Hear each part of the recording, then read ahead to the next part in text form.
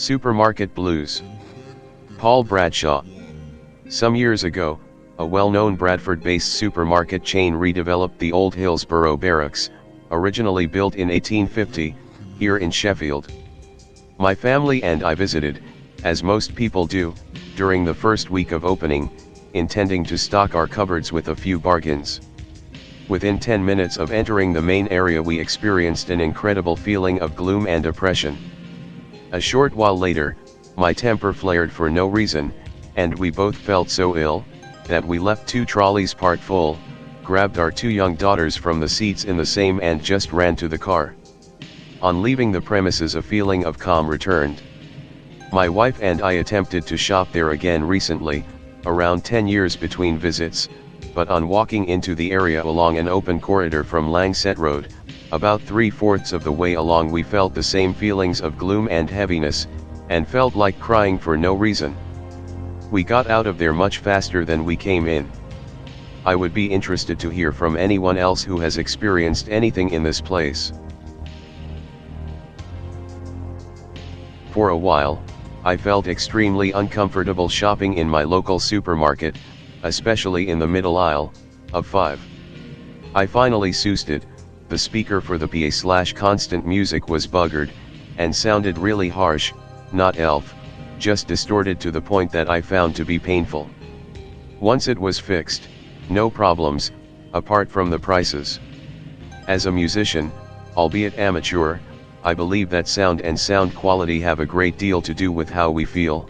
I've seen people become aggressive on the shop/factory floor, only for the aggression to vanish when the radio was turned down just a tad, from distorted loud to merely loud, and I found that radio to be painful as well.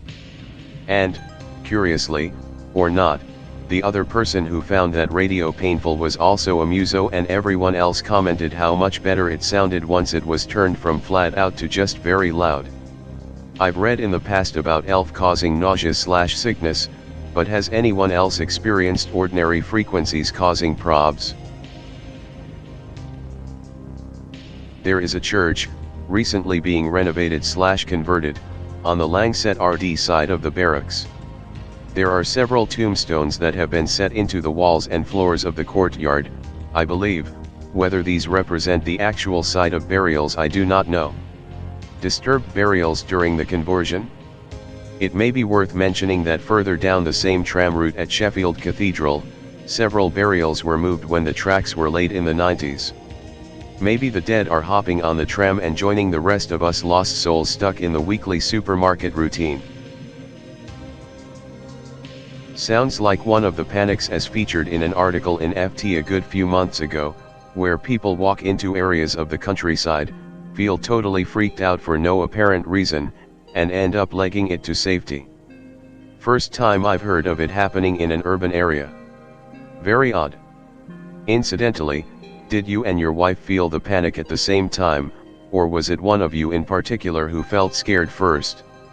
And was anyone else in the supermarket showing signs of unease? I remember hating that particular supermarket as a kid, but I think it was more to do with having to be dragged round Morrison's, well-known Bradford-based supermarket chain, rather than any supernatural element. It would be interesting to see if there's any other Fortean encounters and folklore centered on Hillsboro Barracks. I'll see what I can find. I may have a pop down myself later in the week, see if I can find any oddness, or people acting weird. There's a supermarket in Worcester, quite near the east end of the cathedral, which once had a weird effect on me. I'd only gone in to get a can of pop, but the longer I spent in there, this feeling of oppression grew, and by the time I got through the checkout, I was on the verge of total panic. The whole feel of the place was just wrong. Somehow, the ceiling was too low, the aisles were too close together, it was squeezed in between two much taller buildings. I'm not claustrophobic, so maybe I've got a phobia about 60s brutalist architecture. It was a very strange feeling, and I remember breathing deeply when I got out, as if I'd been swimming underwater or something. My friend thought I'd gone mad. Like I said though, I just think it was really horribly designed and built, and something just triggered this irrational fear in me. Or maybe it was built on an old monastic burial ground. Was once this Tesco's in a place called Pitsea, between London and Southend. I think it's the place they tested the hyperdrive. It has this weird bigger on the inside than out thing going on. Me and some friends were once forced to seek shelter there due to the vagrancies of British Rail during the early 90s. We were traveling to a RPG con on behalf of the RPG society we were all members of. For some strange reason the train refused to go on to the stop for which we had bought tickets, and we were deposited on the platform of Pitsea station. Since we had been told by the very scary BR staff thing that our connecting train would not arrive for another hour, we went off in search of some liquid refreshment. We climbed the stairs to ground level, where we were confronted by what one friend insisted was a branch of the Starry Wisdom Church, on a nearby hill, a burnt out house, a motorway overpass and the aforementioned Tesco's. We braved the Tesco's but found it very disturbing. We got our drinks and hightailed it back to the relative normality of the station. It reminded me of some sort of weird TV show I may have seen. Niles. The lights in supermarkets tend to give me quite bad headaches and feelings of nausea. Sometimes they get so bad I can only stay in a few minutes. They start as soon as I hear the buzzing sound that they seem to make. On another note, I have only visited the Trafford Centre once and swear I will never go back. When I was there I felt an immense forbidding sensation, like something really bad was going to happen there. The air felt thick and heavy, and my heart too felt heavy. I kept feeling as if it was all being engulfed by flames or was collapsing all around me. This was 2 years ago, and it's still standing, so could just be me. Everything technology has built puts out some definite emanations, and their effect on the human body can be felt by many people. Could be ghosts, certainly not ruling it out. I do know that I have an intense reaction to overhead fluorescent lights. I've disabled the ones in my office. The sound they make is audible to my ears and very distracting and upsetting. Plus the quality of light even when the lights are functioning perfectly makes me sort of ill. I think it's the wavelength of the light. I can see the waver, quiver, or bounce of the light, and it makes me kind of nauseous, as it's like looking at everything with a slight jiggle in the corner of your vision. It's interesting reading this just now. The other day there was a high-pitched hum/buzz annoying me. I traced it to a fluorescent light about 12 feet away from my cubicle. My boss thought I was a little, well, strange in my request to investigate, and he couldn't hear anything standing just under the light. Anyway, he opened it up and the first bulb/tube he pulled out caused the sound to cease. Unfortunately, there is still another high-pitched noise annoying me. I traced it to a computer or power supply in a cubicle across the hall. The person in the adjacent cubicle couldn't hear the sound until standing directly beside the computer. So now I'm wondering if there's something freaky going on with my ears or whatnot. I'd like to purchase or borrow equipment which detects high-frequency sound, so I know I'm not going crazy, but I had trouble locating exactly what I was after on the internet. Anyone know what I need? I'd like to be able to see the wavelength or frequency of the sound and perhaps its intensity or volume. And something which is good at picking up stuff at the higher range of human hearing? And all for a reasonable price? I used to live in a fairly large town in southern Arizona. Just prior to the city becoming a full-fledged metropolis in the late 90s, the only place one could really shop in town was a large indoor shopping mall located in one of the city's fancier sections. As this was the first real mall in town, it basically became the focus for much of the town's activities. It was the community gathering place and everybody shopped there. On the weekends there were performances by the local orchestra. It was the place kids hung out after school. Heck, my older brother even met his ex-wife there. Fast forward about 15 years, and with the advent of a booming local economy, the town now has 5 other much bigger and better shopping malls. The once ritzy old neighborhood looks like a demilitarized zone, and once the shops began to leave and relocate to the newer shopping malls in the suburbs, the place itself had basically become a dump.